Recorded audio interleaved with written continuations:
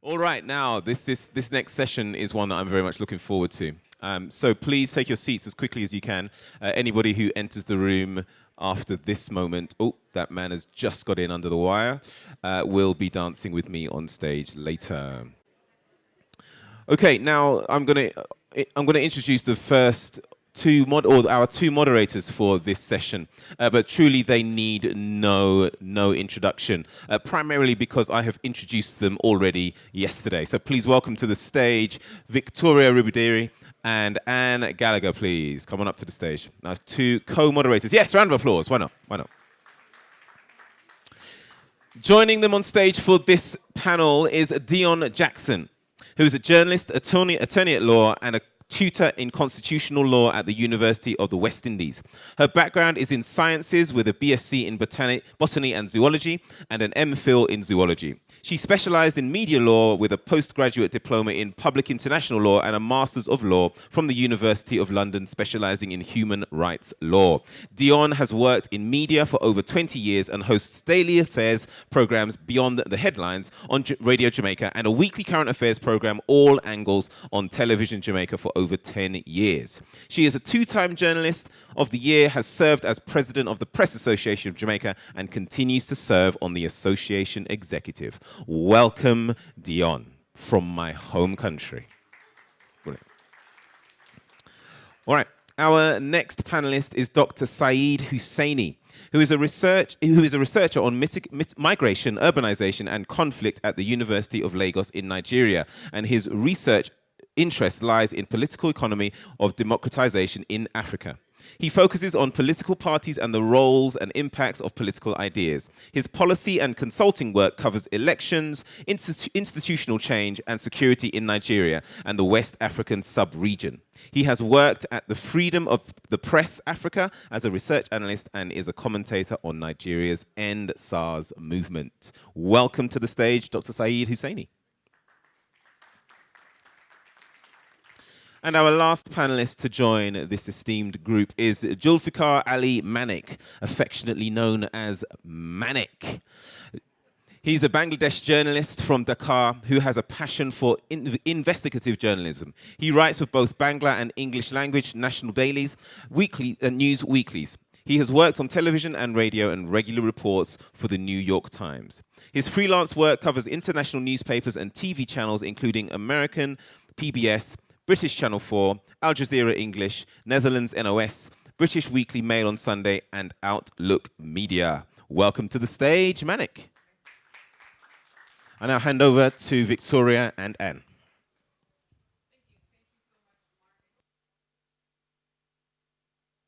Let's try this one more time. Great. So, of course, this session, we're looking at advancing the freedom of expression in the Commonwealth. And we do know that most Commonwealth states have signed up for upholding peaceful, open dialogue and the free flow of information in their respective countries. But the reality is, in a number of Commonwealth member states, there is a huge shrinking of the vital civic space and also a threat to the freedom of expression. We're also seeing the safety of journalists being compromised in quite a few countries, and we want to talk about just some of those challenges that are denying that free space for the media, for civil society, and at large citizens who live in those countries.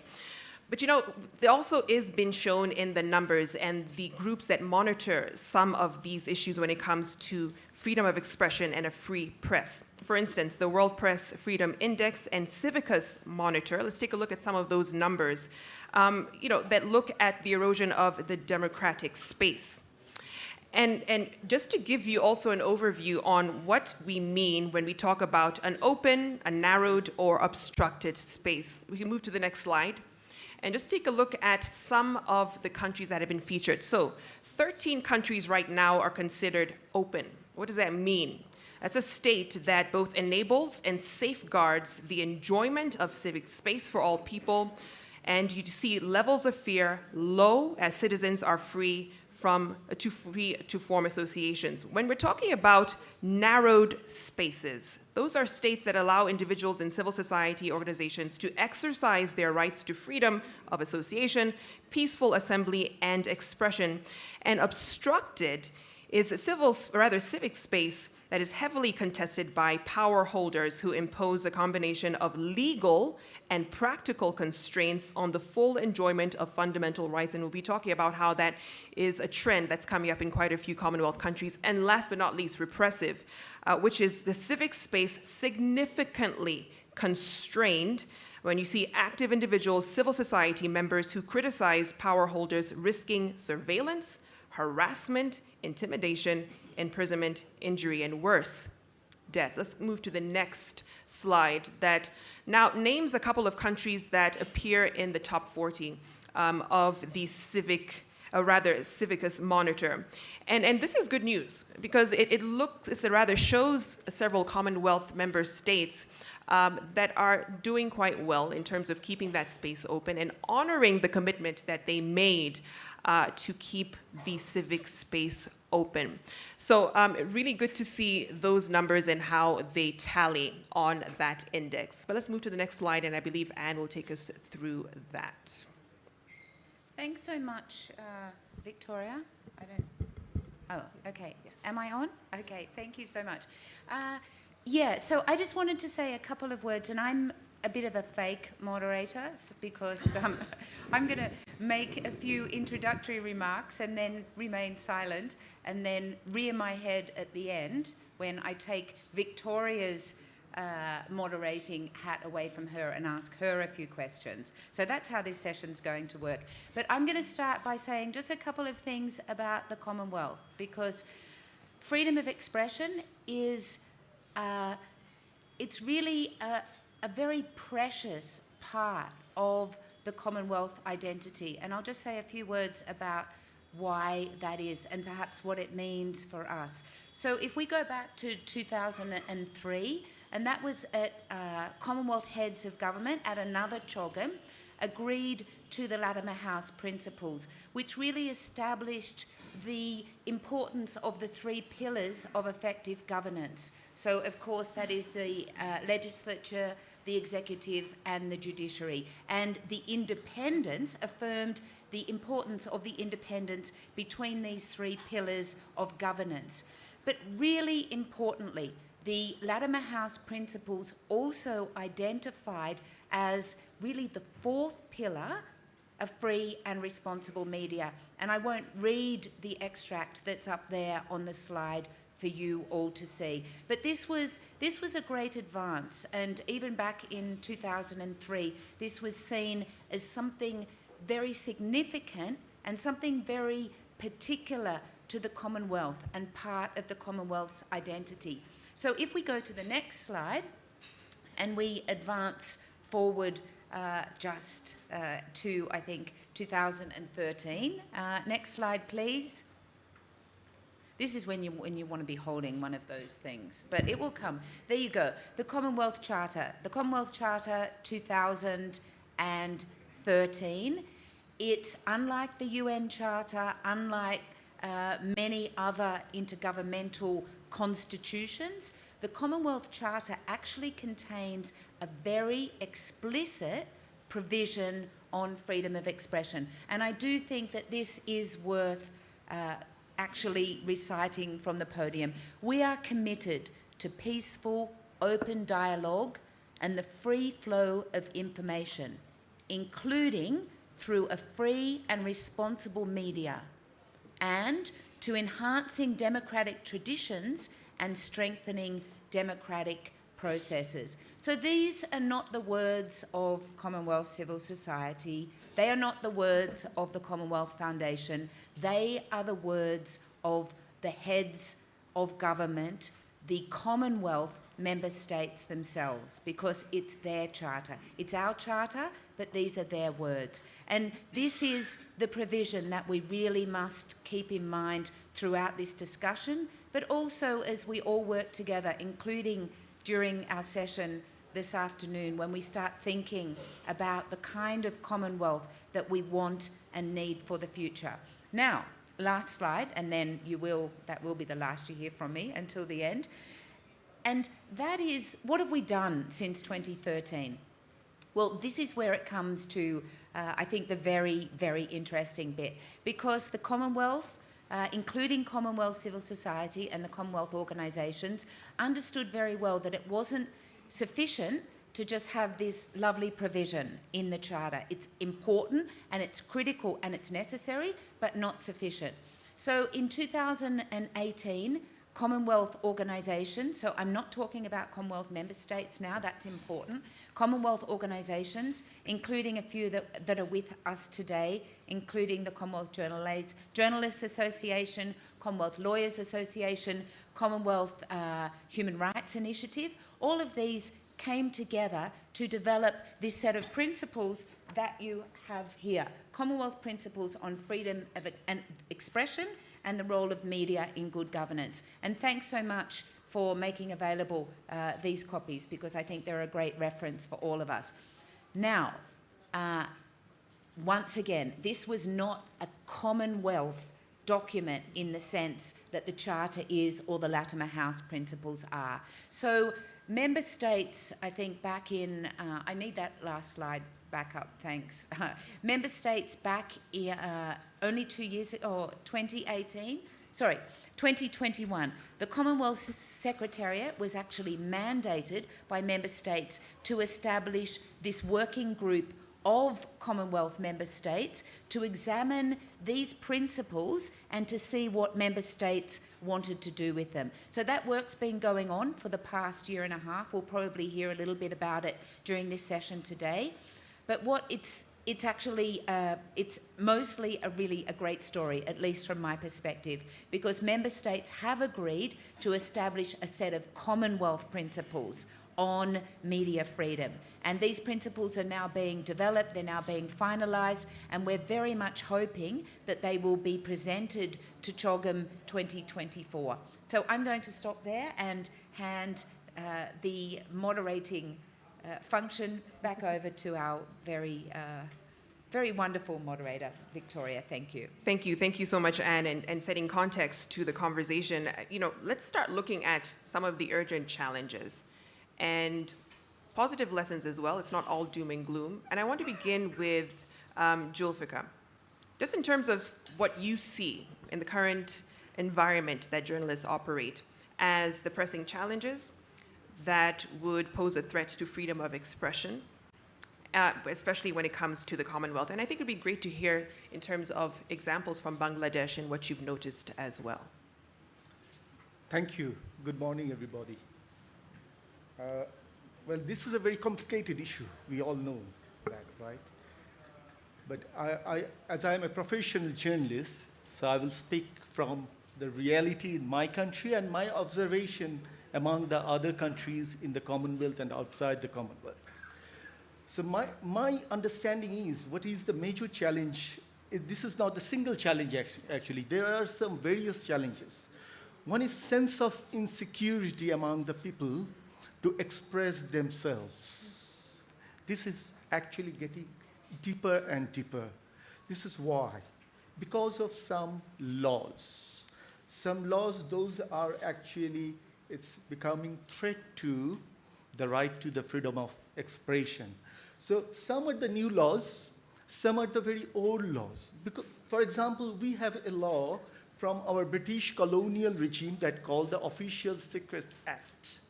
Since the liberation of Bangladesh, there was a strong demand, even from the political arena, to repeal this thing. But till today, after 51 years, it has not been repealed. Rather, this law has been added to the new law called Digital Security Act. So the new law actually has been made more stronger by adding the British colonial law in it. So after that, this law has been actually enacted it's 3 years ago, roughly. And you know, the mainstream media, newspapers, TV channel, that was the one biggest platform to spread the people's voice and opinion. Now the social media, it's the biggest platform. So anytime anybody can write or say anything, can post any picture or video, so it's an enormous freedom to the hand of the people. So now what happened actually, this Digital Security Act, Official Secrets Act, there are some other acts. That's, we people see these are, some of the laws are very intimidating law.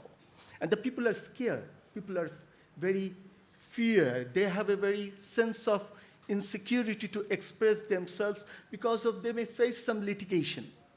This is one thing. Second thing is, the second challenge is there is always a scope to get attacked physically, right? The third challenge is there is also a possibility to be deprived financially. Someone may lose their job because of writing something which actually hampered interest of any powerful political group or powerful business group or anything. So there are various, one is the legal challenges. This is very important, which is completely the government should act in response to this problem. Though the government always denied this is not to suppress the media, this is to protect the right of the people. But what we see that the misuse of the law, even we have a good law, if you exercise properly, that might help to develop some situation. But if you abuse the law, then definitely it's deteriorate the situation of the reality regarding the freedom of expression. So another challenge is the finance to the industry, media industry.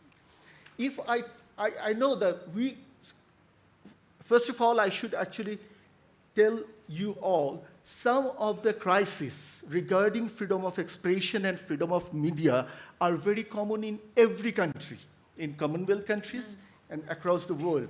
But some of the crises are very unique for each and every country. For example, if I talk about my country, most of the investors to the media, either they are the political cloud or they are the big businessmen. That why they come to the media industry to protect their interest and to attack their rivals, right? So this is another big problem, the investment. Another third challenge, what do I think? The understanding about the freedom of expression, understanding about the free media, understanding about the exercising journalism without fear and fever. Because we also see just a group of journalists, a group of people, they behave very responsibly. But some of the journalists, some of the people, they don't behave responsibly. They behave in a way that gives them stick to the government to put some restriction on them. So there are very complicated. It's the various challenges in our society. I think many of those challenges are very similar in different societies in the countries. Some of the challenges may be unique for our country. But what do I think from both sides? The political mindset of the government is very important. If the mindset is to always repress or suppress the people's voice, then it's really tough to address the problem.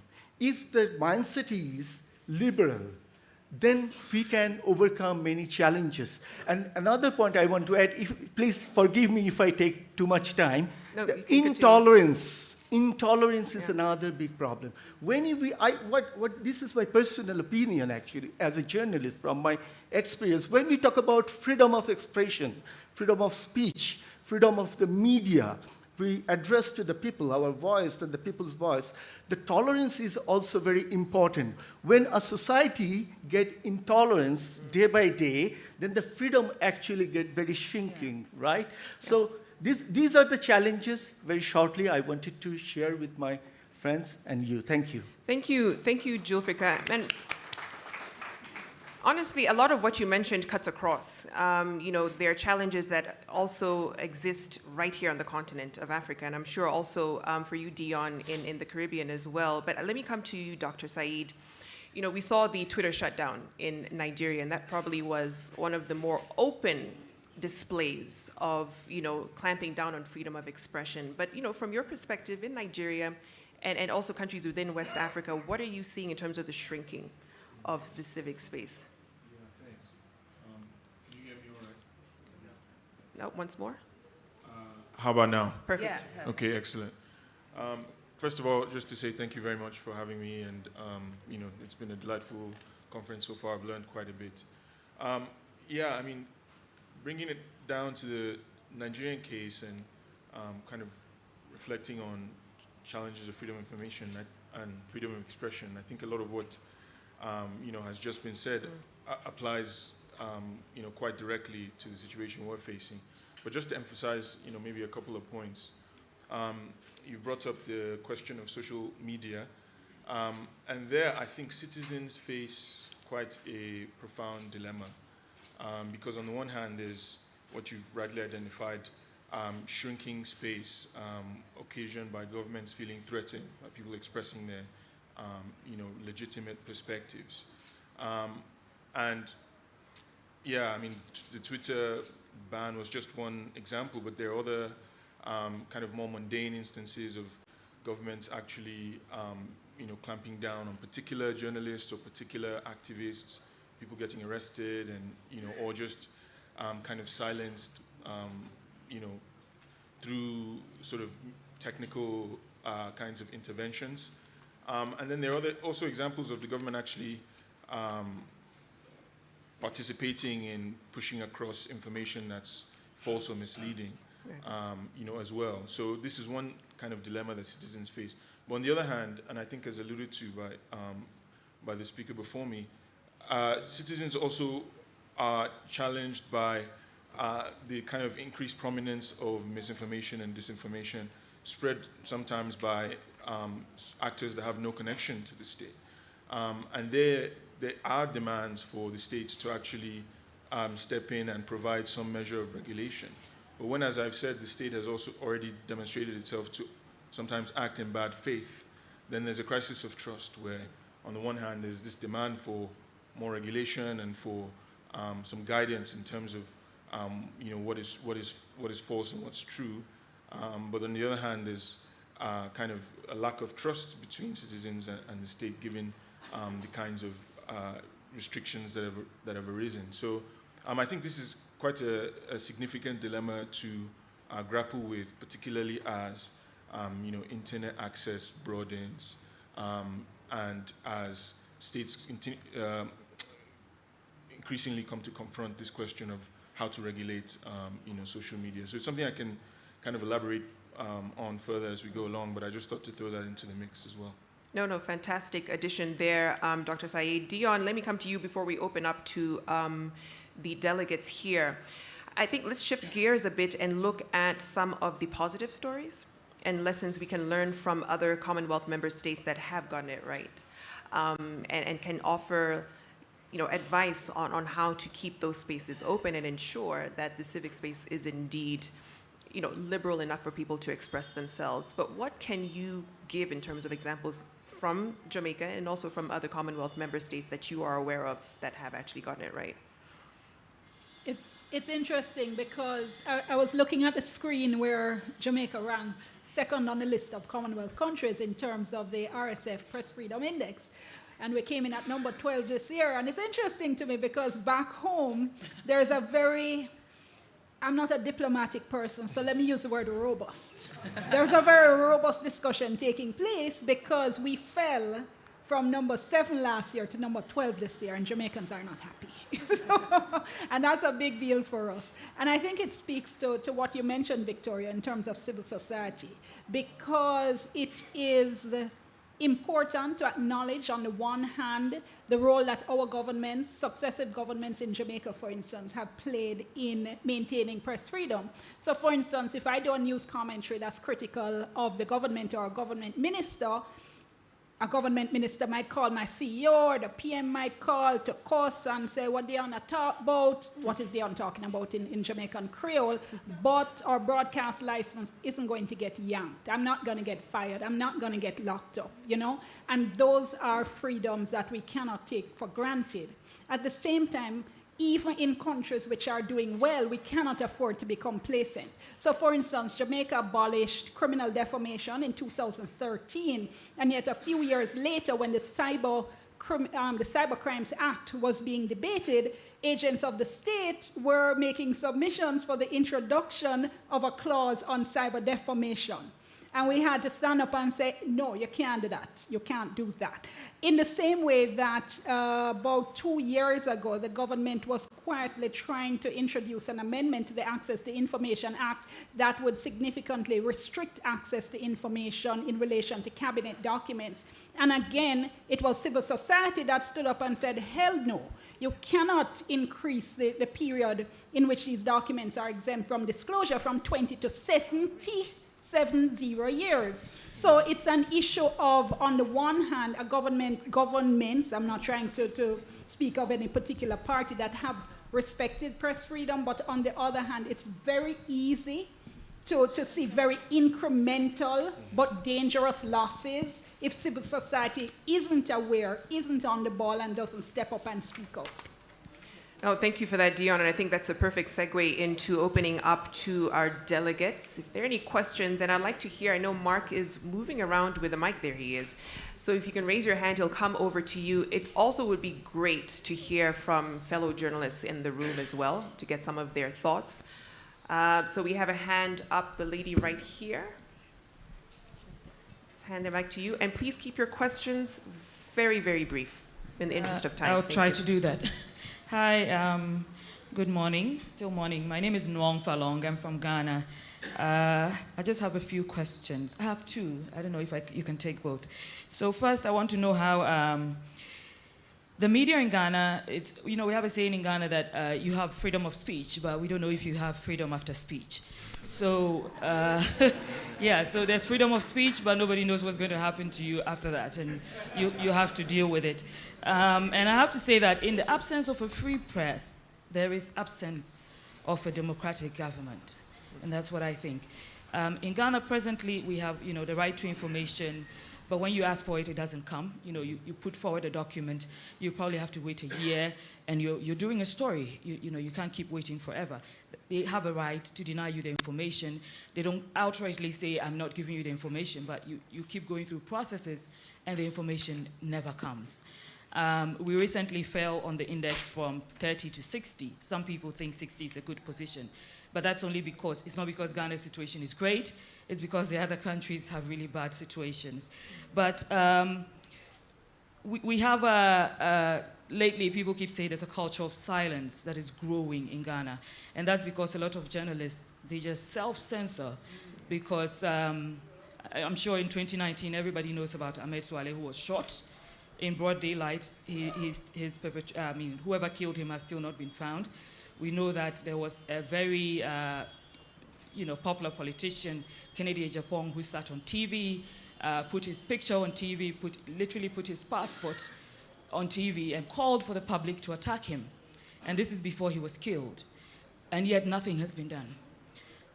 Beyond that, sorry, I get a little emotional about this. Beyond that, there are other very subtle attacks, like you speak against the politician and you don't get interviews when you ask for them. You're denied certain opportunities, or you're home and some minister sends you a WhatsApp message asking why you said this or why you said that. All of these things cause journalists to censor, okay? Because you think about it, at the end of the day, I've had a few of my colleagues who've been arrested in Rambo style in their offices just because they went somewhere, took pictures somewhere that nobody wanted them to take. But what do? We can sit around for years and complain that there's a culture of silence and that government is doing this and government is doing that. But what can we do against that? Because at the end of the day, government has the power, ultimately. And we can speak as much as we want, and that's the case in Ghana. Journalists are doing their work. They will talk all day, but nothing is going to happen. If there's a case of corruption, you will speak yourself hoarse, and it will continue because you can't stop it, because government has the power, ultimately. But what do we do? It can't go on. We can't just, erode all the gains that we've made because government is not listening to journalists. And we have a situation where government keeps saying they push back at journalists because they're trying to keep journalists accountable. And they have created this impression that journalists are unprofessional, they're liars, they're not doing their jobs right, and so government is right when they push back. But this is not, I mean, between the journalist and the politician, who do we keep accountable? You know, essentially it's the politician we're paying who's supposed to be doing the job, so the politicians are supposed to be kept accountable. That's my first question. What do we do? How do we push through? Because the situation it's a very sensitive situation. Number two, where do we draw the line when we come to freedom of speech? We recently had a situation, we have a pressure group called Fix the Country. It's a movement. And one of their conveners has been making some interesting, cool comments. He was arrested. He's still under trial. But then there's a conversation of freedom of speech. He has a right to say what he wants to say. But how far can you go with freedom of speech? Thank you. Thank you very much. We'll take one more question before we field it to the panel. Okay, let's get the gentleman here. And please keep your question brief so we can get it to the panel. Salam, good morning. My name's Amir Kahalani from the Commonwealth Jewish Councils based in Tanzania. And I'm a practitioner's lawyer and also human rights defender. Normally, in most of the Commonwealth countries, both the countries that I practice, Kenya and Tanzania, you'll find that the government always have a phrase that human rights end at when the human rights of the government start. I don't know what are those human rights of the government. My issue is most of the laws that were enacted in most of the Commonwealth countries are the former British laws. And most of them, they are never been changed. Actually, they have been enacted new laws to restrict much of those laws. So what are the Commonwealth's pressure to the government, which are members of the Commonwealth, to change those laws to respect human rights? Yeah. Because you'll find the former president or freedom fighters, they had freedom themselves, freedom of expression during the British Empire, but now they are president of those respective countries and they curtailed freedom of speech, freedom of movement, and all that. So what are the Commonwealths going to do to tackle that? Thank you. Thank you. Thank you so much for that question. And let's come to the panel. So there's a question on what can be done to address that issue of cultural silence that prevents journalists from holding political leaders to account. Also defining freedom of speech and what that is exactly. And then, of course, this refurbishing of colonial laws to fit what government would deem as capturing state power. But let's begin with you, Dion, in terms of how do we address that issue of cultural silence? Yeah, I think all the questions about what we do, what can we do about the various concerns that are going to be raised here. Cultural silence is one you've raised. We're going to be hearing others. I know safety of journalists, safety of women journalists. For me, though, it all comes back to where we are and what we're supposed to be doing here. We cannot be sitting under the banner of the Commonwealth, an organization that is steeped in respect for the rule of law, for democracy, for governance, for freedom of expression, free flow of information, as we saw there in the Commonwealth Charter, and yet not speak out when we see bad behavior, right? We run the risk of the Commonwealth looking like a dysfunctional family. You know those families where you have some members who are always acting out, but you're afraid to say nothing to them in case them get vexed and leave? We have a saying in Jamaica, when people get vexed and walk away, say them take up them marbles and get vexed and left. When children are playing a game and they quarrel and somebody picks up the marbles and goes home. And I think we've been too timid in speaking to one another about the problems that there are within the grouping in specific member countries. Friends have to speak frankly to friends, or it's not a true friendship. Partners have to speak frankly to partners, or it's not an effective partnership. And I think we spend too much time tiptoeing around each other and being afraid to call out bad behavior when we see it. So, for instance, the Commonwealth Journalists Association has pointed out that of the bottom 50 countries in the Reporters Without Borders World Press Freedom Index, 10 of those are Commonwealth countries, right? We have to find the courage to speak to each other, otherwise what is the point? So for instance, the Commonwealth principles that we're probably going to be talking a little bit more about are an important advance in the direction of protecting many of the issues you're all raising. But at the same time, I was one of the independent experts that sat in and was advising the member countries in working on the draft they eventually developed, and the independent experts had to end the process by writing a letter of objection, saying that we were, while appreciative of the advances that had been made, we had some serious concerns about some of the language and the inadequate protection that it gave to journalists in areas such as, for instance, protection of journalist sources. And it would be, I think, a farce if we sat here on a panel, a room full of us, all believing in freedom of expression and being afraid to say when it is you're doing wrong. We cannot, for instance, not say to our hosts, you need to do better. When Reporters Without Borders has ranked Rwanda 136 out of 180 countries and has expressed concern about repressive techniques used towards journalists. We have to speak up. We have to be willing to say, do better. Fantastic insights there. Dr. Saeed, what do you make of drawing that line and defining what freedom of expression actually is? Because, for different parties, it could mean something entirely different in terms of their interpretations. But what should it actually mean? I think, at the very least, there has to be protections against people facing punishment, facing prosecution for expressing opinions, expressing perspectives that are actually socially beneficial. And I think, we can have various interpretations of, what that means, but we have to agree on some common sort of boundaries, some common principles. And it's good to see that that's happened, at the high level. But, as has been expressed in the questions, as, my co-panelists have also pointed to, the legal commitments, legislation, and the pledges are one thing, but the actual practical implementation of these commitments and pledges are where a lot of the trouble lies. And the truth is, beyond just kind of committing to these principles at that high level, we need to start to see some actual practical implementation. So the situation that's been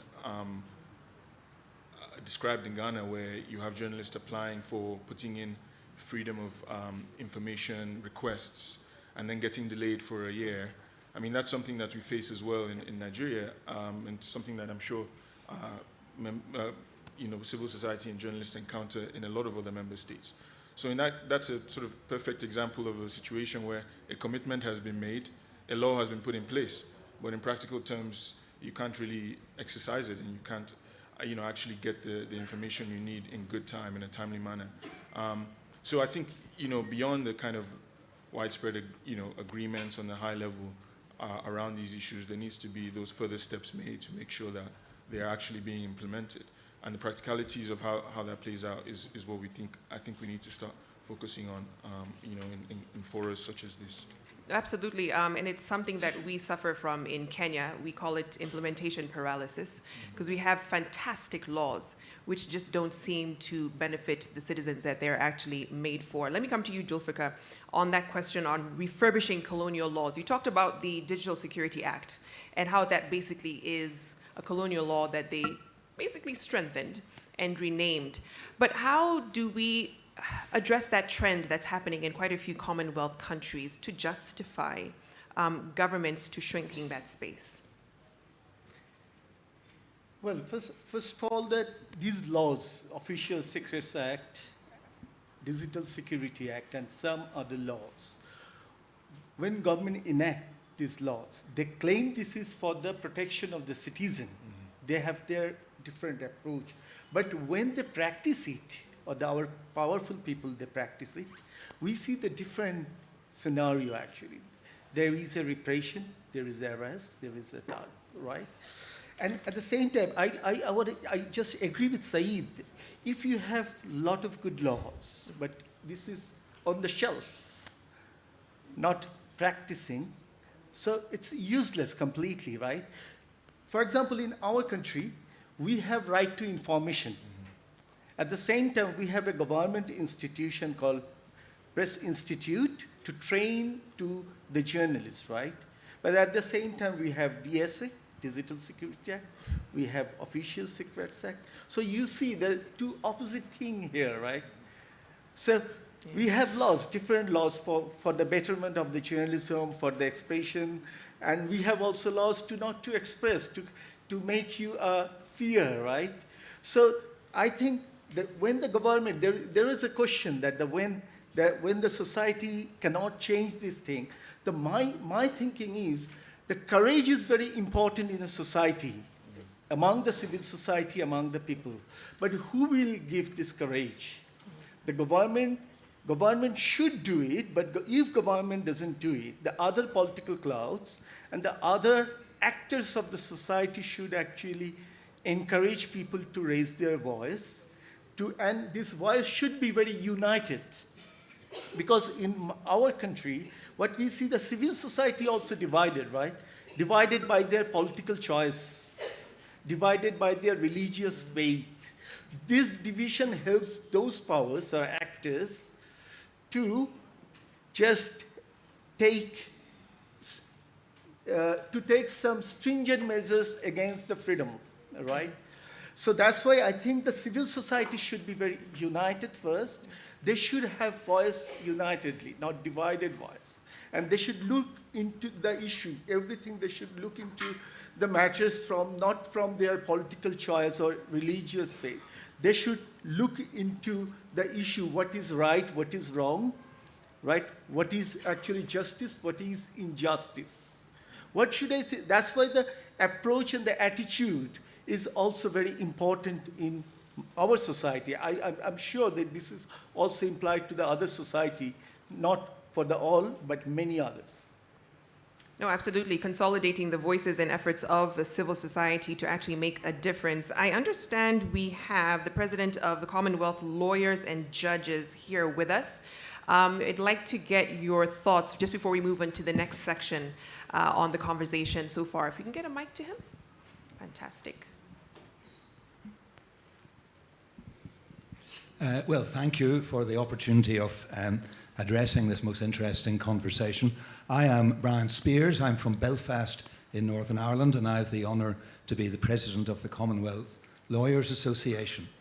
The CLA has been involved in both the Latimer House principles that Anne provided an extract from at the start of her presentation, and also in the development of the principles that everybody has got on their seats today. And it's interesting to note that within the Latimer House principles, we talk about how a government's transparency and accountability is promoted by an independent media. And of course, the question is, do governments want transparency and accountability? And we find that journalists are not only denied the freedom of expression, but in many jurisdictions, lawyers are penalised for the temerity of representing their clients in a free and open way. So the Commonwealth Lawyers stands with these freedom of media and expression principles. And I very much liked our Jamaican colleagues' comment about in a session on freedom of expression, we should not fear about expressing ourselves. So might I express myself and say how disappointing it is that the expert working group's work has not developed as quickly or as well as we would have hoped, and why we are offered the potential of waiting for the next CHOGM before the principles on media freedom come into effect and are considered by our leaders. Where there is no transparency, where there is no investigative journalism, corruption, of course, flourishes. And a lawyer must be free to represent their clients. Journalists must be free to express views. A light must be shone on the work of those who represent our people. And I believe that what is written should be implemented. Saeed has got it completely correct. We need to start walking the talk. Thank you. Thank you so much, Brian. And that's the perfect transition into keeping with that theme on the Commonwealth principles on media freedom. Those are the ideals, Anne, that we're seeking to implement. But how is this intended to advance the freedom of expression? It's beautiful in a piece of paper, but how does it actually become a reality on the ground? Oh, I didn't know. This is to you, Anne. Oh, okay. Yeah, that was unexpected. I thought I would just be let off by introducing them in a very neutral international civil servant way. Okay. So, no, but that's okay. Absolutely. I think we can't, I believe very strongly after 3 decades of working in international human rights law, I believe passionately in the capacity of human rights to put words in the mouths of the powerless. So this is not an academic exercise. This is not something that we're just doing to tick a box and to satisfy ourselves that we're okay on media freedom. Why do you think it's so hard to get good international human rights standards? I can absolutely guarantee that if we tried to get the international human rights framework we have now, if we tried to negotiate that now, it would be impossible. What we have is absolutely precious.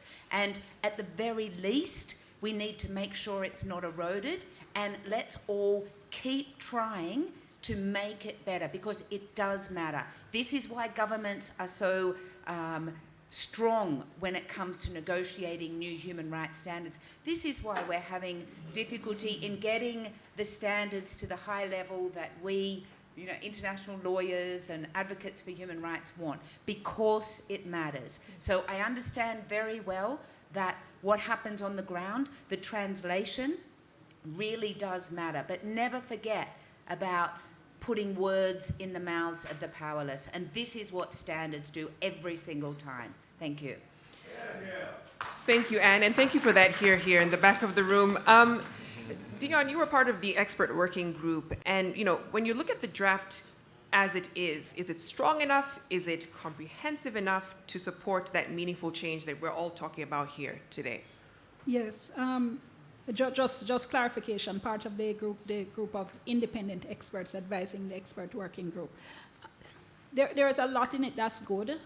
I mentioned a little earlier some of the difficulties we had,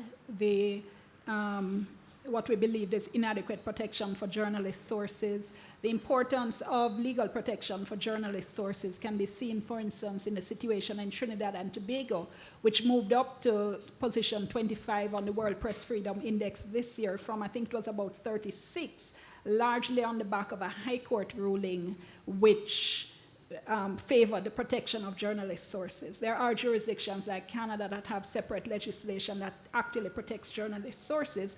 And if you think about it, it's impossible, I think my colleagues would agree, to do any kind of investigative journalism or any kind of meaningful journalism if you're worried about protecting your sources, if you're worried about surveillance so that your sources might be unearthed and detected. So that was one issue. Another concern that there was coming from the independent experts was the, again, inadequacy of language that would make it clear that there is a prohibition on using law to punish journalists, sanctions, and so on, and as well that there needed to be language that would ensure that there is condemnation of public officials who try to intimidate or repress journalists. I completely get the point that Anne was making about human rights standards and how difficult it is to come to any kind of consensus. And I know the Commonwealth operates by consensus.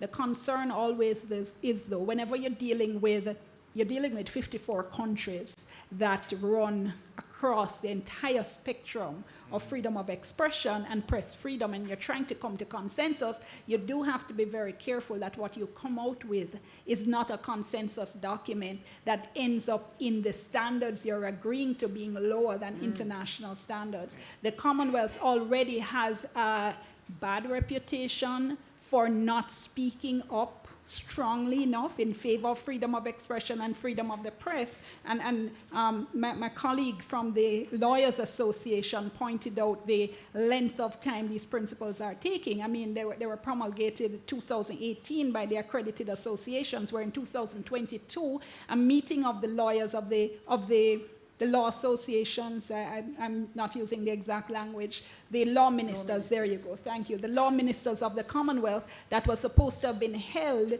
to review these principles has been postponed. We're now hoping it will take place before the end of the year, but even that does not sound certain. And what this suggests is certainly a lack of urgency on the part of the Commonwealth to deal with this very important issue. And I think we have to raise our voices and say again, not good enough.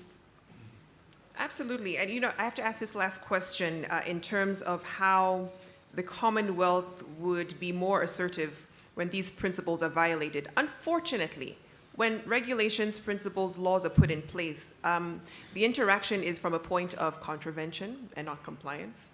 And now we're talking about member states who hold the power. So how do you now keep them accountable should they come in violation of these principles, you know, that would open up freedom of expression? So let me start with you, Dr. Said, and then come to you, Julfika.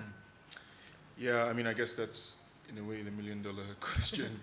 I really appreciate, you know, this phrasing of words in the mouths of the powerless. I think that's very insightful. But, I mean, at the same time,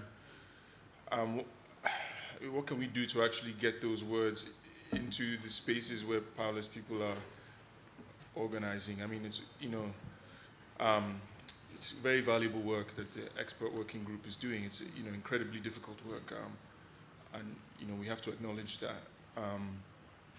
But yet, I mean, the reality is that just even a recognition of the existence of these principles and, you know, understanding of how to use them in the context that matter is still lacking. So is there maybe space for more citizens level or civil society level working groups, perhaps, to, you know, encourage the dissemination of better awareness, better understanding of these principles? Because, you know, if part of what we're facing is an increased culture of silence, then those words are not being uttered, you know, in the mouths of the powerless. So, yeah, I thought, you know, that it's a really, really important way to frame the issue, and it might give us some opportunities for imagining ways forward as well. You know, and you know, maybe to say a couple more other, or maybe one other point around this question of accountability is, of course, you know, within the historical context of the Commonwealth, there is some hesitance by citizens and states in the global South from being kind of held to account by citizens and states in the global North, right? Because it kind of seems to mirror that very unfortunate historical legacy of domination. But perhaps there's space for kind of cross-South collaborations, maybe, you know, where we have context, for instance, the Jamaican context, or places in the Caribbean or elsewhere in the Commonwealth where some strides have been made by citizens in holding governments accountable. Maybe there's some space for sharing across those contexts, you know, and encouraging and even funding, you know, more foreign coverage amongst journalists elsewhere in the global South. You know, being able to shine a light on issues, you know, of limitations, risks that their counterparts are facing elsewhere in the global South. So I think there's definitely, you know, more room for improvement, and there's space to maneuver if we can come together and have these conversations in a more open format. Absolutely. Julfika, just to get your thoughts before we move to delegates. Well, the government signed many declarations, many principles, right? But whether they're implementing this or not, who will do this follow-up thing? Actually, I think this is very important. And if they don't implement this thing, so what consequence they will have to face, right? So consequence means the accountability, the government's accountability. When you are signing an international principle declaration or documents and you are not implementing in your country, so the government should have accountability to someone. So who? The people. The people, if people are not aware about this signing documents, so people will not be able to make the government accountable. So I think that when the Commonwealth is taking initiative to set up these principles, and if the government sign this and they do agree, they should have some conditions. Conditions that we want a follow-up of it. Let us know what you have done in this regard. And if we see that you didn't do anything on this regard, in this regard, then you will have to have this thing. So I think without unconditional, just signing and going back to the country and doing nothing, so this signing is absolutely meaningless, right? And at the same time, I think that if from my country's perspective, I think people also should be aware. They should also know what are the commitments government is giving to the international platform, right? As long as people doesn't know the government's commitment to the international community, how people will make the government accountable? Oh, you have signed these documents, so you did not do this thing. So I think there should have a process to aware people, to let the people know. Only just publishing a small story one day or broadcasting a story that the government signed these documents, this will just, the people will forget this thing. They will not keep it in their mind. So I think there should have a mechanism, a process to aware people, to educate people about the government's commitment and also about their right to the freedom of expression, to the freedom of speech, and to the freedom of media. So then the people only can actually try to accountable the government, and at the same time, the international community will have scope to do the follow-up and put pressure on the governments to follow or to keep their commitment on these principles. Certainly. Let's open up to questions. Wow, hands are shooting up. I'm spoiled for choice. So let's get a mic. Okay, the lady right there in the back. You look very sincere in your eyes. So let's get a mic to you. And then we'll take a few more after. Go ahead. Well, thank you very much, and thank you for calling me sincere. I just want to say solidarity to the journalists on the panel, and thank you very much for this really important panel. I think there is, and everyone will probably agree, there's a stark absence on the panel, and that's a Rwandan journalist. And that certainly would have been something that we and others would have wanted to see today.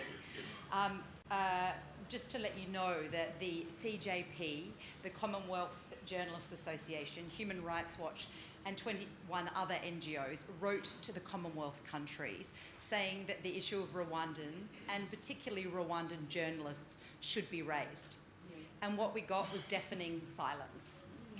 So I think it's very important as we sit here today and we speak about the solidarity with civil society organisations, we remember the fact that only a few kilometres away there are Rwandan journalists who are sitting in prison, who have faced unjust trials, and that we need to make sure, as civil society organisations who are participating in this Commonwealth conference, that we are not part of any ploy or any attempt, or even inadvertently to be whitewashing what is happening in all of our Commonwealth countries in relation to journalists. So I think my question really is today is how do we do that? And the delegate from Jamaica said it so well, is how do we ensure that in an organisation that is an organisation that works by consensus?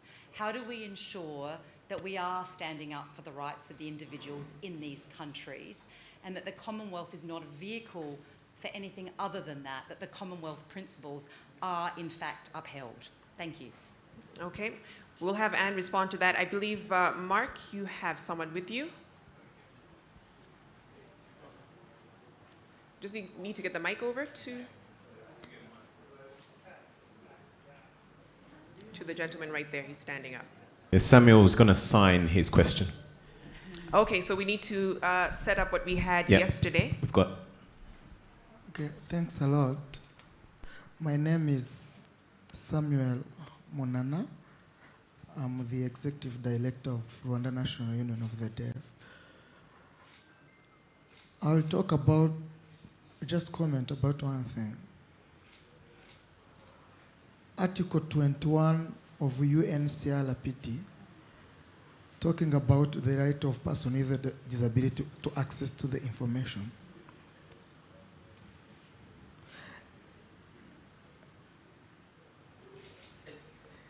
This is where the freedom of expression starts. But where is the problem? It is really very hard to access to the available informations. The system in most of the Commonwealth countries are not helping, especially people with, for example, hearing impairment, vision impairment, to access to the information.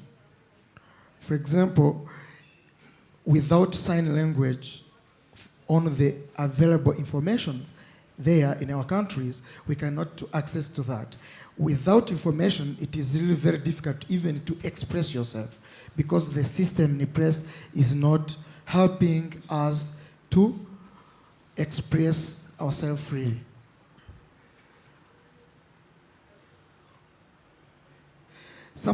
And people with mental problems, the way of giving them the information, but using the accessible format or adapting the information on their way of communicating. So, but when we come to that serious problem where we are involving, or where we need the money or people to understand that we have to adapt to the specific needs of that people or that categories, we remain silent. So I would like to recommend, ask the Commonwealth countries about thinking about to make the available information, first of all, accessible. Thank you. Thank you very much. Thank you. Let's move to the center of the room. There's a hand up. The gentleman who's actually just stood up. Can we get the mic to him, please? And then we'll have the lady that will come to you as well. I've taken note of you, yes. No, you don't need to keep standing. I've seen you. I'll come to you. Okay. Thank you very much. First of all, my name is Mark Robinson, and for 5 years I was Executive Director of the Commonwealth Press Union, which after I left, sadly, wound up because it was funded by the major newspapers in Australia, Canada, and the UK, and they stopped funding it. What it did was to train journalists in Commonwealth developing countries. In fact, I got £500,000 out of the World Bank to help us do that. Also, it was very strong on freedom of expression. And I'm delighted with what I've heard here today. I want to pay tribute to Rita Payne, Honorary President of the Commonwealth Journalists Association, and also to CHRI, Snea Aurora, for the work they are doing in highlighting all serious incidents of attacks on journalists.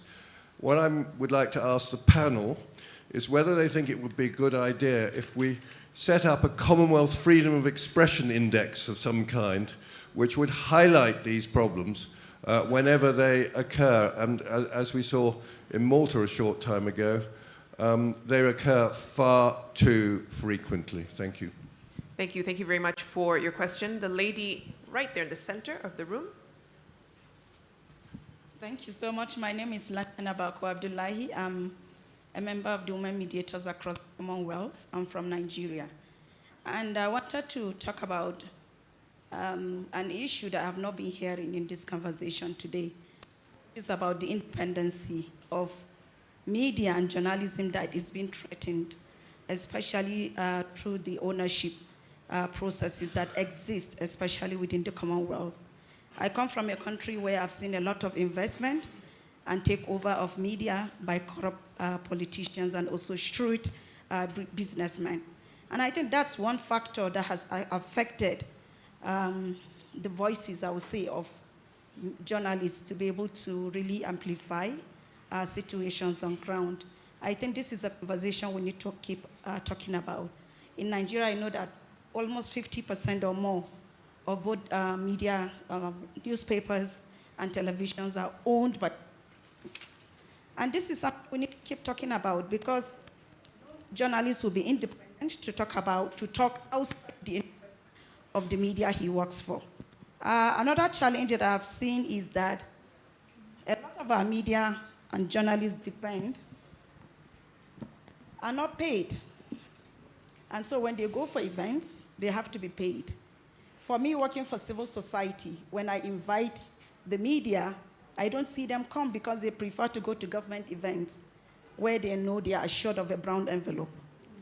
And another aspect is that for civil society and journalists, I see them as key partners in transforming our communities. But we are not working in coordination or in collaboration. And I think this is one area we need to amplify and see that if we really are trying to make transformations and changes to our communities, we need to increase collaborations between civil society and also journalists. As elections are glaring up in Nigeria, and I will tell you how citizens have lost or are beginning to lose interest in our journalists. We depend solely on social media. If you want to hear breaking news, if you want to know what's happening in the country, in all corners of the country, you have to go to the social media to hear about it. So I think this is a question we need to ask ourselves. What do we need to do, especially in terms of ownership of media houses? How do we make sure that they are independent enough to be able to share the news as it is? Thank you so much. Thank you. Thank you so much for your questions. We need to move on to field these questions to the panel. So there's one on how people living with disabilities access information. There's also another one, Anne, that you wanted to take on the current situation of journalists in Rwanda. Of course, the issue of media ownership and the impact it has on the independence of the media. Dr. Said, I'm sure if you could take that as well. And the need to look at the welfare of journalists. Julfika, if you can look at that and just ensure that they're being paid enough to do their job objectively. So let's begin with your response, Anne, and then we'll move on to the rest of the panelists. Okay, so I'm feeling a bit confused because now I'm bouncing between being a speaker and a moderator. So apologies to everyone, and I'll figure out my head at the end of this session. Just before that, we are talking a lot about principles and how we can make them real, how we can give them teeth, and I think that's it is so important. Somebody mentioned one of our esteemed accredited organisation, long ally of the Commonwealth, mentioned this idea of a Commonwealth Press Freedom Index. I think these are all great ideas. We have to. I understand, because I come from a United Nations human rights background, that the Commonwealth is different to the UN. It operates in a different kind of political space, and we really saw that when there was an idea of having a Commonwealth sort of human rights commissioner that came out of the Eminent Persons Report in 2011, and that really we did get the charter out of that report, which I think is a fantastic achievement in itself, as well as being a springboard, a platform for lots of other things. But we also need to, the Commonwealth, we can make the Commonwealth work for us best if we understand its very particular nature as an organisation. And I just want to remind everyone that we've got a session this afternoon which is on the future of the Commonwealth, which is going to have the chair of the foundation and the Commonwealth Secretary General and Linda Yu, who represents the Royal Commonwealth Society, and some great panellists as well, talking about what it means to take the Commonwealth forward into the future. I'm not going to directly address the issue of journalism in our host country. I don't think that's appropriate for me, but I don't think we're hiding. We're having this session on freedom of expression here, jointly organised by our Rwandan hosts at the Commonwealth People's Forum. So I feel pretty happy about that. You know, this is an issue for all of us. I think you and I come from the same country. I managed to hear that. And it's pretty sad that with all of the, you know, the massive benefits that Australia has, you know, in terms of our history and what we can call upon, we just scraped in to the top 40. And we've gone down, definitely down in the Press Freedom Index. And I only say this to say this is a struggle for every single country. And Dion, you made that very clear as well. Everyone's saying how, you know, wonderful it is what's happened in Jamaica, but you were very open that this is an ongoing struggle that involves all of our countries. And the complexities that face our countries are very different and very specific. And I just feel glad that we have this session here. I feel glad that I'm working with hosts that are open enough and courageous enough to at least, you know, take this step. And I'd really like to see us understanding that we're all struggling and we all need help and encouragement and support and a critical eye as well. That's absolutely front and centre. Thank you. Thank you. Thank you. Dion, if you can tackle, and I forgot to also add this question in, on setting up a freedom of expression index specifically for the Commonwealth, and then also the issue of access to information. Yeah, and if I could just speak directly to Samuel for a moment. Samuel, I'm actually learning sign language now, JSL, which is Jamaican Sign Language, and part of what that has done for me is to help me to understand a lot more, apart from the fact that I wanted to show off my little sign language just now, helps me to understand a lot more the concerns of the community. And I think one of the issues is that we too often discuss civil society issues in silos. So we have the gender issues there, we have the youth issues, we have the disabled issues, we have the freedom of information, the climate issues, when in many cases there's so much intersectionality between all of them. And I think we have to acknowledge that if the disabled community does not feel that it has freedom of expression, that none of us have freedom of expression. And I think we have to find ways and channels to speak to each other more directly and to incorporate the concerns of different groups, such as the disabled community, into the overall discussion. I don't think we've been successful enough at doing that. In relation to the issue of a special Commonwealth Press Freedom Index, I'm not a fan of setting up new institutions when we have existing institutions, for precisely the reason that the gentleman at the back said. The press union folded because funding ran out. We like to set up new institutions with a lot of fanfare, and then we have no way of sustaining them because often we're dependent for funding on organizations that don't necessarily have the same kind of agendas and value systems as ours. I think we have the World Press Freedom Index that does an absolutely fantastic job. I would just throw more support behind RSF. Fantastic. Dr. Said, if you can respond to the issue of independence of the media. Well, I mean, I completely agree with the point made by my sister from Nigeria about media ownership being a huge constraint to freedom of expression. I mean, I encountered this myself in the context of participating in some trainings for journalists to disseminate some of my own research on conflict in Nigeria. So we carried out some conflict sensitivity trainings for journalists in Nigeria. And, you know, sitting in the room with journalists, you could tell that they knew exactly how to report sensitively on conflict. In fact, they knew those issues better than we did as researchers. But they continually expressed that they were encouraged by their editors, who were encouraged by the owners, to pick the sensational line, right? Because, of course, this benefits the owners who can sell more of these newspapers. And some of the sensational lines are directly political, because they express perspectives that benefit one party or the other.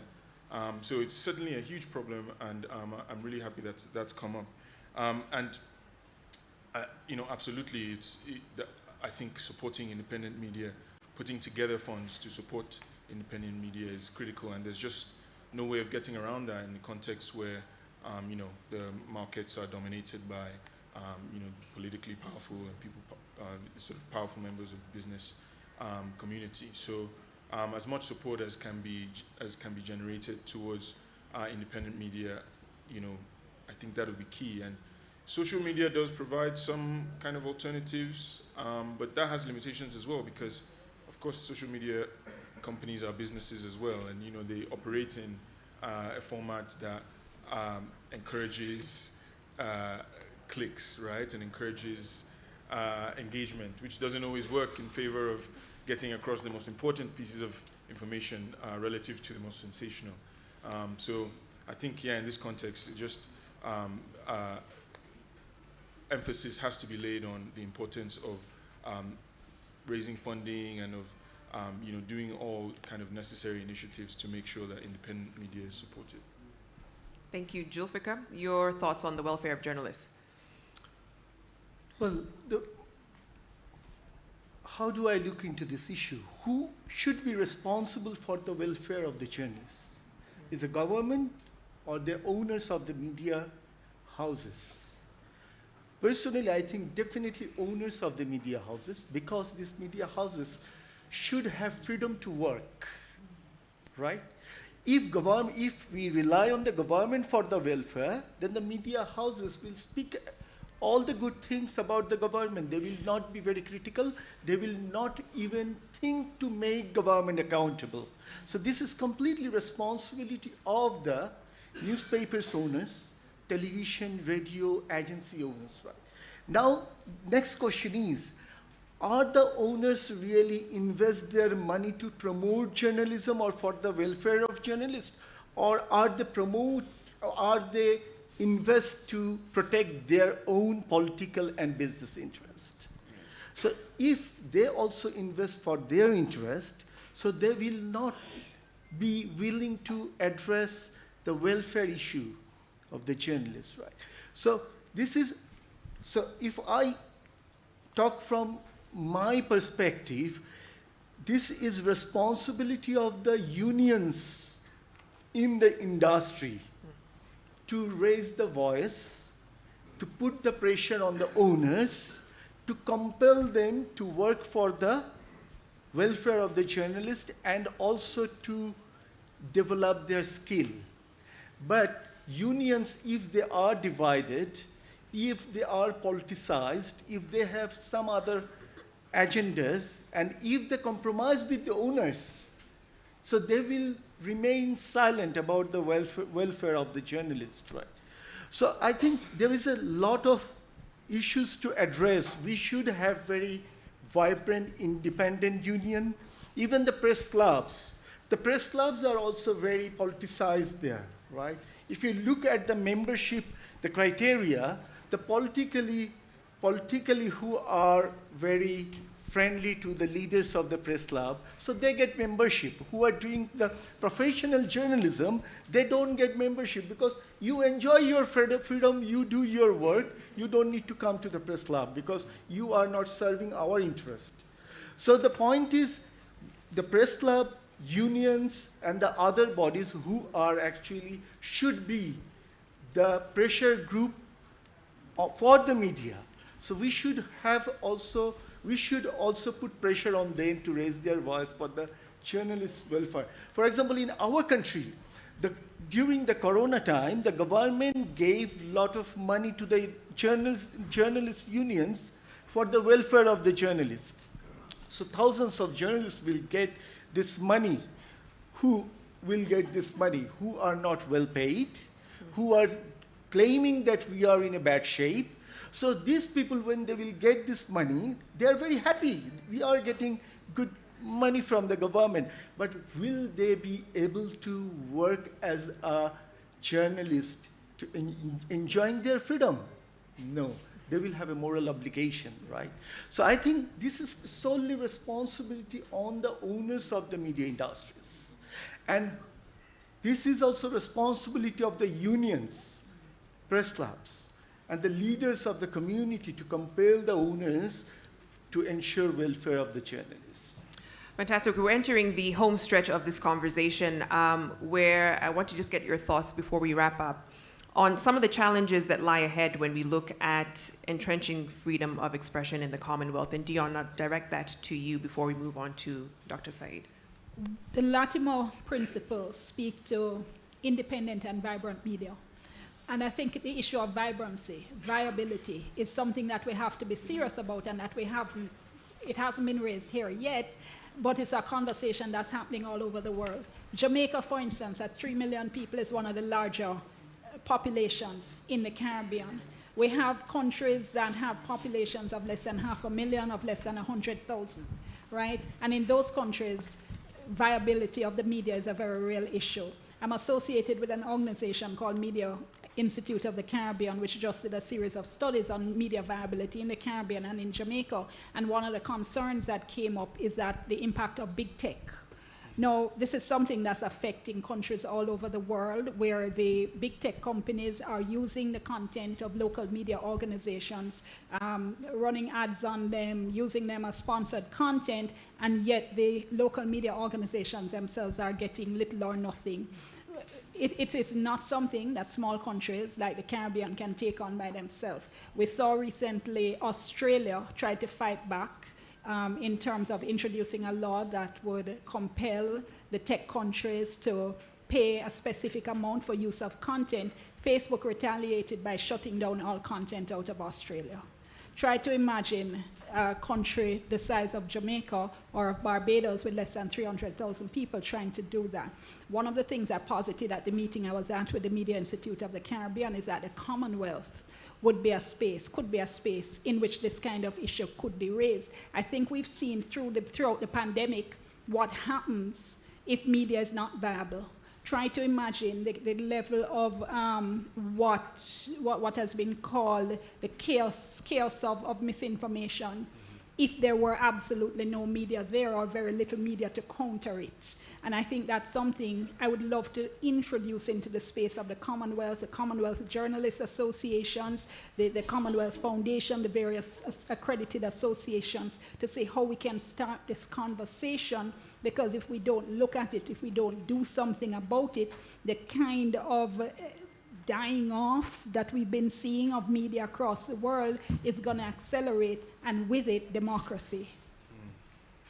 Thanks. Yeah, I think I'll just make a quick kind of contribution that maybe emphasizes a point you raised, Dion, around this issue of misinformation and disinformation. This is clearly becoming much more of a concern for governments. I mean, it's been a concern for people in the industry and journalists for a long time. But governments are now starting to respond, and not always in ways that are socially beneficial. As that issue rises on the agenda, I think more has to be done to make sure that citizens are in front of that process. So rather than governments being completely in charge of regulating it, which might work in their interest but not necessarily in the interest of the citizenry, how can we get more citizen oversight over the regulation or the reform of social media? Because when we get more journalists involved in that process, when we get civil society involved in that process, then I think we'd see laws emerge that are slightly less politicized and self-serving than the ones that we've seen so far. I'd like to get Julfika's thoughts on this, on how the Commonwealth can foster a more enabling legal environment when it comes to civil society. We've been talking about the media throughout this conversation, but they are key partners in ensuring that we do have freedom of expression. But what are your thoughts on that? Well, I think the civil society should be the very powerful actors to put pressure on the government to ensure right to the freedom of expression. But civil society's voice should be raised unitedly. If their voice is divided, if their voice is not impartial, if their voice is according to their support to the particular political views or particular religious faith, then this voice get ignored. So the civil society should raise their voice unitedly, impartially. So civil society can bring lot of changes in the society. What do I think? Because I personally, I do believe that if the government does not perform well, if the government does not address the problems in the life of the people, so definitely they will try to hide many things. They will not actually give the freedom to the press to exercise their professional duties. So who can put pressure on the government to behave properly? That's the civil society can. So I think this is one. And I have few more suggestions actually. That's one thing is lack of understanding and awareness about the right to the freedom of expression. I think we need education. We need education. So who will be responsible to educate the people? Definitely the government should be responsible. But how government can be responsible? I think the textbook can be the one tool to educate the citizens about the right to the freedom of expression. We can put pressure on the government. There should have a chapter in the textbook from the school that will teach our students, kids, about their right to the freedom of expression. So they will learn what is freedom of expression, what is their right, and how they can exercise. So this thing also will make them responsible at the same time. And I want to add one more thing I forgot to tell you when you asked me about the welfare. As the journalists are not well paid in every country, not even in Bangladesh, right? So they struggle to live well. So when they face some litigation, they cannot pay their lawyers to fight their cases. So that's why they always scared that I should not do anything that I may face cases, right? So this is my thinking. I told many organizations in my country, if there is an organization, they will do some research regularly about the freedom of expression issue, and if any citizen, not only journalists, if any citizen face cases, put in a jail, they can help them paying their lawyer's fee and the other money. So then this thing can make them more stronger. Okay, if I even face any litigation, so there is someone or organization will come forward and will stand beside me to pay my legal fee and the other expenses. So this is one thing I do believe that the Commonwealth can think, that how they can help not only journalists, each and every citizen who are facing or who will face litigation for exercising their right to freedom of expression. Extremely critical, and I think equally important, we need to hear from the chair of the Rwanda Governance Board, Dr. Yusta, who's also a human rights lawyer, just to get, and get a mic to her, please, just to get her take on Rwanda's commitment to the Commonwealth principles. I think that is extremely important. Dr. Yusta, the floor is yours. Well, thank you.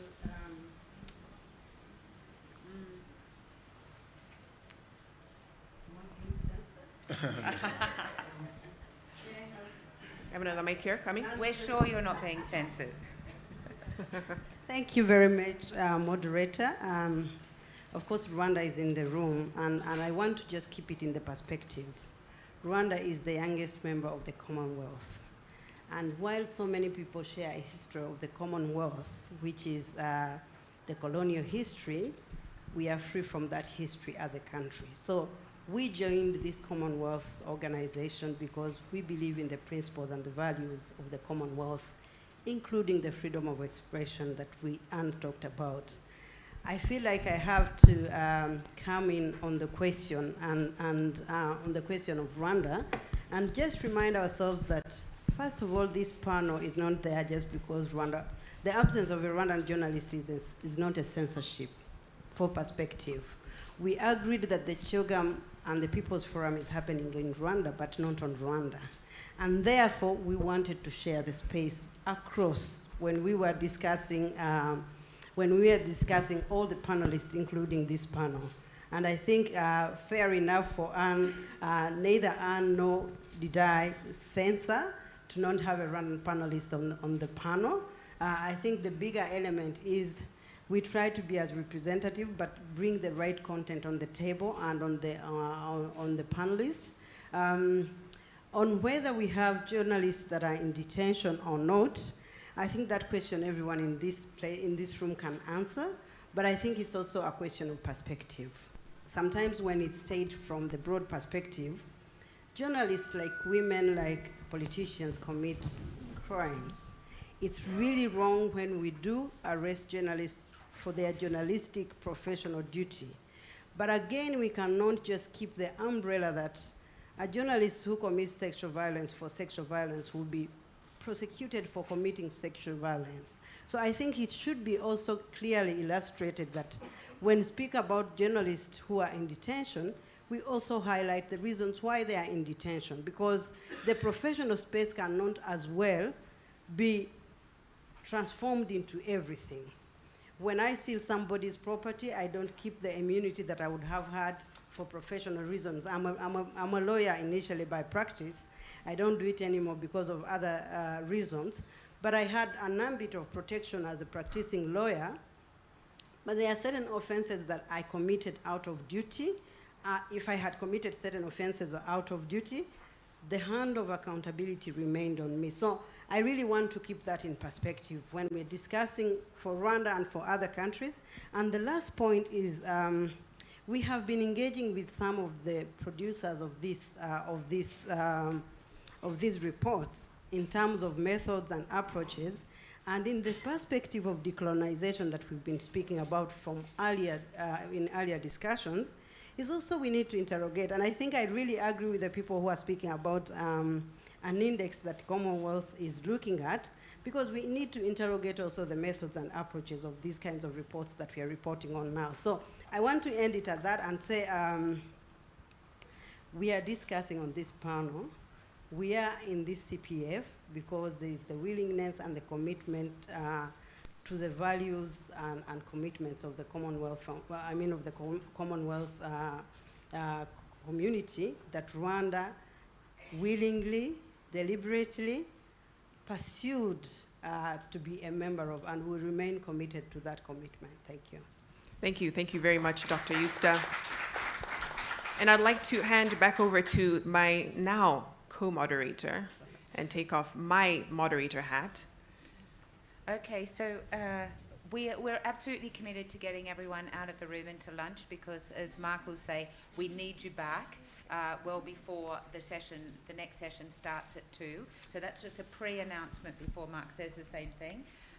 And I'm only going to pass directly back to Victoria and ask her, this will be the last word of the session, but really ask you to perhaps just say a few words as a journalist, as a renowned journalist, and someone whose work so many of us admire, perhaps just for a couple of reflections from you on what you've heard today and what you've taken from this session.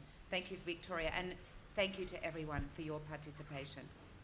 No, thanks for that, and I think one of the biggest kind of points that came out through this discussion was really looking at the issue of governments using the law, repressive laws, to capture state power once again. We saw quite a bit of that trend happening during the pandemic, and this was under the guise of trying to control the information that was being disseminated during the pandemic.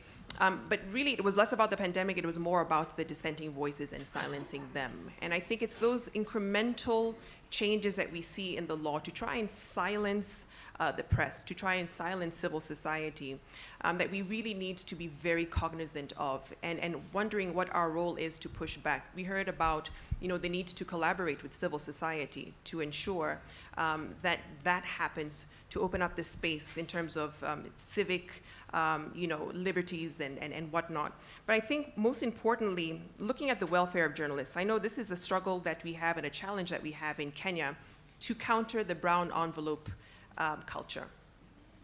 And it's something that has really compromised how we report. It has compromised our credibility as well as journalists to hold power to account.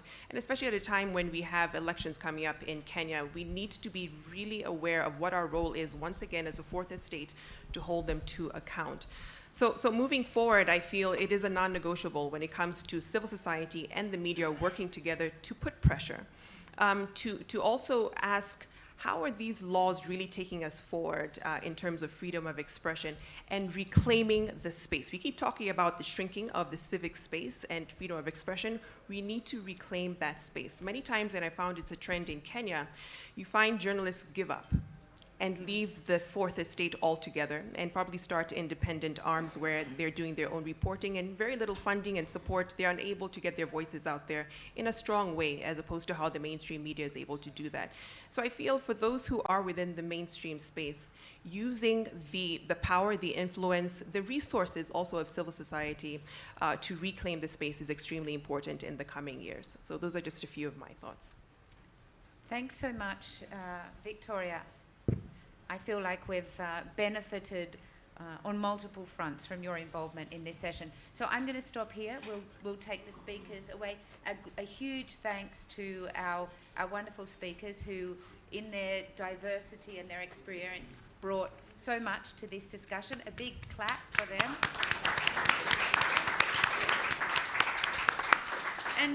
And also to you, because this is freedom of expression it's a difficult subject for all of us, for every single one of us, our countries. We should never forget that, and we should never rest on our laurels. We need to be alert. We need to be thinking about this constantly and thinking about what it means for us and the kind of societies we want. So thank you for your openness and your involvement. That's what made this session so great. Thank you so much, and Mark is going to take over. That's great. Thank you very much, Anne. Thank you, Victoria. Thank you, panelists. Yes, round of applause, please. Round of applause. Was that an enriching session for you? Did you find that informative, interesting, engaging? Wonderful stuff. Now, it is time for lunch, ladies and gentlemen. Oh, that deserves a ooh. It's time for lunch, everyone. Ooh. Wow, you guys are really hungry, right?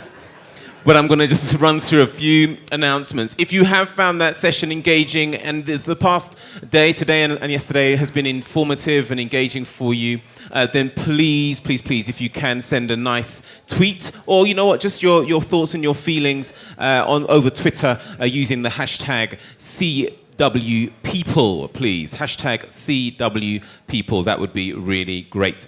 We have some delegate-led sessions at 1 o'clock this afternoon. The first of which, obviously both of them are downstairs on the third floor. The first is delivering a common future through inclusiveness and citizenship mainstreaming in governance. And that is hosted by the Royal Commonwealth Society Nigeria. And there's another one also starting at 1 o'clock, which is a multi-generational Commonwealth hosted by Common Age. So please, please, please attend those if you choose. There is another thing that I need to share with you. This afternoon's session begins at what time? No. It begins at 1:45. Okay? Now, thank you all for most of you who got back in time to this session that we've just had. Thank you so much for that. But this afternoon session does indeed begin at 2. But please, I need you back in here for at least 1:45, 10 to 2. All right? If you don't get back here on time, you ain't going to dance with me. You are going to dance with Jimmy. Yes, that's right. Jimmy is going to dance with you if you are late back to the session. But please do make sure you get back. And you will have a special guest this afternoon. The Secretary General for the Commonwealth will be with us at 2 o'clock. So please make sure you come in and get your seats. Now, please remember that there's going to be a lot of people in here this afternoon because the Secretary General will be here. So if you don't come and claim your seats, then you may not get a seat at all. Is that all right? Does that make sense? So are you going to promise me you're going to be back here by at least... All right, you know what? I'm going to give you until 1:53. Is that all right? Can you get back in there by then? Do you promise? Or are you going to dance with Jimmy? Does anybody know who Jimmy is? Dr. Jimmy Fletcher over here, guys. Come on. All right, guys. Have a wonderful, wonderful lunch, and we will see you later for the final session of the day.